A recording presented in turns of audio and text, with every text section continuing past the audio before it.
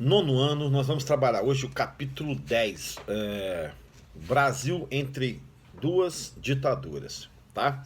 Antes de começar, queria falar para você ficar em paz, Deus te abençoe, Deus guarde agora o seu último semestre, você vai fechar o ciclo aqui no Colégio Princípio, e que feche de forma extraordinária, tá? Que seus dias sejam fantásticos aqui no colégio, Deus te abençoe, bora trabalhar, vamos trabalhar? Brasil entre duas ditaduras. Regime aqui é democrático, né? Então nós estamos falando de duas coisas antagônicas, democracia e ditadura. Tá, 1945 termina a ditadura de Vargas. Bacana, Vargas então, ditadura. Vargas é um grande personagem, não podemos deixar de destacar o seu poder histórico, um indivíduo fantástico, uma construção histórica extraordinária. Sou fã de Vargas, só que não posso dizer que é um ditador. Por quê, professor? Democracia é assim. Termina o ciclo eleitoral, se você não conseguir reeleição, você deve deixar o poder. Vargas não tinha isso, ele tocou direto, vai de 30 a 45 aí, tocando direto, sem respeitar a democracia. Se democracia é perguntar ao povo, vamos fazer eleição, vamos eleger de novo, vamos votar de novo ou não, tá? Ninguém pode ficar no poder eternamente, mesmo que seja considerando, ou sempre ele se considera muito bom e quer continuar. Então Vargas ficou de 30 a 45, tá, primeiro período. O segundo período nós vamos trabalhar é 64 para frente. Então nós estamos trabalhando no Brasil entre 45 a 64, que é o período entre duas ditaduras. Bacana? Tá, Vargas sai do poder em 45 e é eleito então Dutra. Dutra é eleito com 55% dos votos e eleito Dutra. Vargas não sai de cena. Por que não sai de cena? Ele é eleito senador da República. Pasme os senhores, o indivíduo foi eleito de forma poderosa para o Senado pelo Rio Grande do Sul. Então Vargas fica senador nesse período aí da eleição de Dutra. Dutra vai procurar, então, a primeira coisa, romper com a União Soviética. Nós estamos também vivendo o clima, já falamos aulas passadas, da Guerra Fria. União Soviética de um lado, socialismo de um lado, capitalismo norte-americano de outro. Então, Dutra vai romper, diz, eu vou romper de forma definitiva com a União Soviética, não quero socialismo no Brasil, inclusive o argumento para tomar o país pelos militares é que o socialismo ia tomar o país. Tá, isso é outra história, vamos ver lá depois. Vargas, sendo senador tal, ele não impede esse rompimento, né, do Dutra com a União Soviética e também não impede o país de caçar os direitos políticos do Partido Comunista Brasileiro. Então, dentre os exilados aqui que foram caçados, nós temos aí a figura do Jorge Amado, escritor super famoso do período e até hoje é famoso. O baiano Jorge Amado então é convidado a deixar o país. Tá. 46 vai ser ortogada a nossa Constituição pelo seu Eurico Gaspar Dutra no primeiro dia de fevereiro do ano. Então ele vai colocar uma Constituição que parte do primeiro ponto. Qual que é o primeiro ponto? A república é essencial. Para ter uma república, você precisa de uma república e de um presidente. Então, nós vamos ter uma república presidencialista.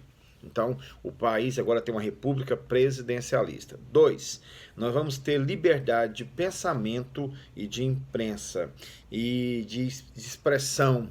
Então, hoje nós estamos vendo esse conflito, né? Tanta gente falando de falsas notícias na internet, notícias falsas. Então, isso se baseia no poder que nós temos de expressão, tanto de pensamento, de fala, de opinião, né? E esse direito é complexo, dá essas confusões todas, mas ele é fundamental para a democracia. Você não pode pensar uma democracia sem direito de expressão e de pensamento. Imagina, pensar só o que o outro quer, imagina, dizer só o que o outro quer. Isso é antidemocrático.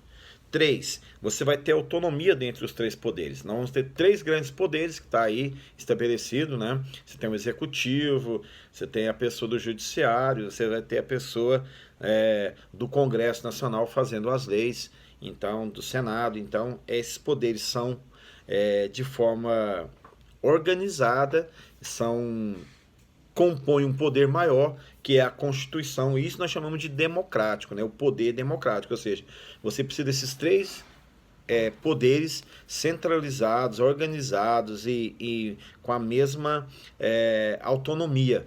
Nenhum pode ser maior do que o outro, senão perde, então, o caráter democrático.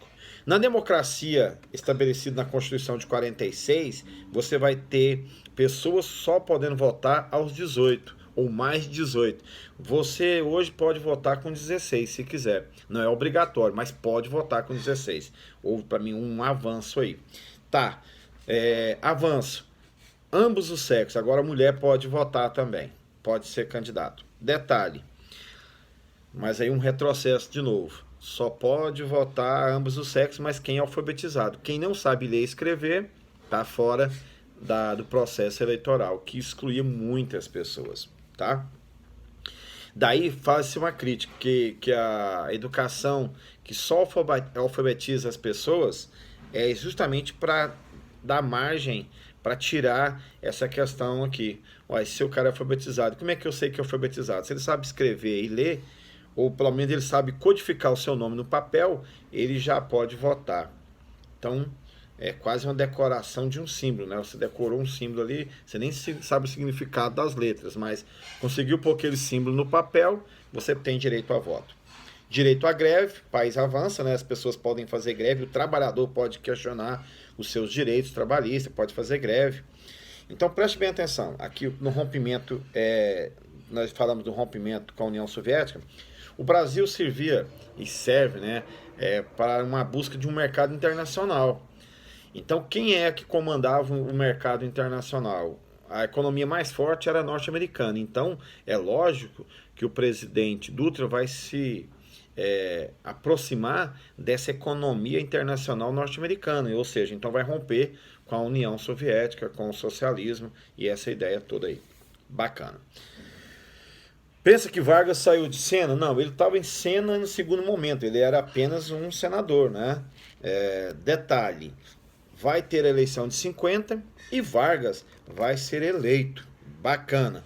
Quando Vargas é eleito, rola aqui um slogan, né?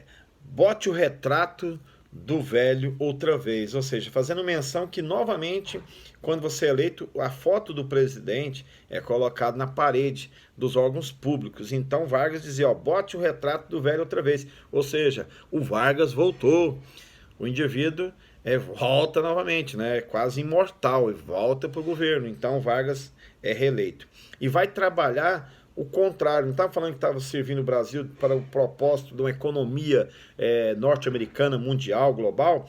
Vargas disse, não, agora aqui é nacionalismo, nós vamos criar uma cultura nacionalista. O Brasil precisa desenvolver e crescer, tá.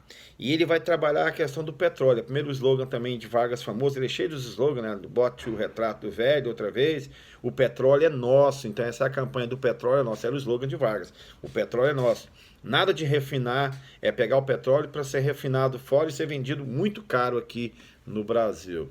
Apesar que isso acontece até hoje, né? Não mudou muita coisa. O sonho de Vargas era as refinarias acontecerem, a refinação do petróleo acontecer aqui mesmo. Bacana, esse nacionalista então vai criar a Petrobras e vai buscar.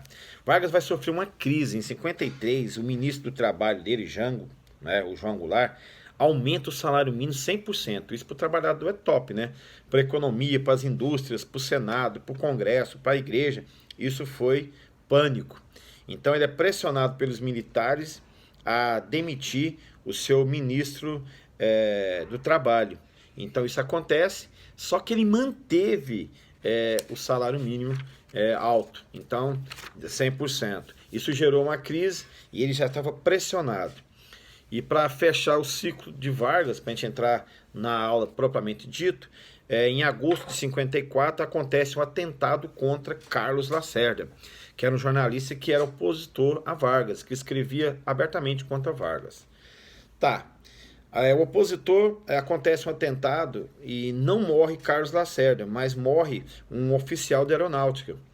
E Vargas vai ser acusado, então, de ser um mandante desse atentado. Pressionado, então, no Palácio do Cadete pelo Exército, Vargas, então, comete o suicídio e aí termina o ciclo de Vargas, agora terminou mesmo. E ele deixa aquela famosa carta testamento, né? Que eu leio o trechinho final para a gente encerrar. Aula que vem a gente parte, então, da eleição de JK e nós vamos falar desse período conturbadíssimo da política brasileira, que é o período entre duas ditaduras, a de 45 e 64. Tá? Nós estamos nesse meio termo aqui, nós estamos no meio desses dois conflitos aí. Tá, Vargas disse, eu vos dei a minha vida, agora ofereço a minha morte. Não receio, serenamente dou os primeiros passos no caminho da eternidade. E saio da vida para entrar na história. A gente continua essa história, aula que vem, fique em paz.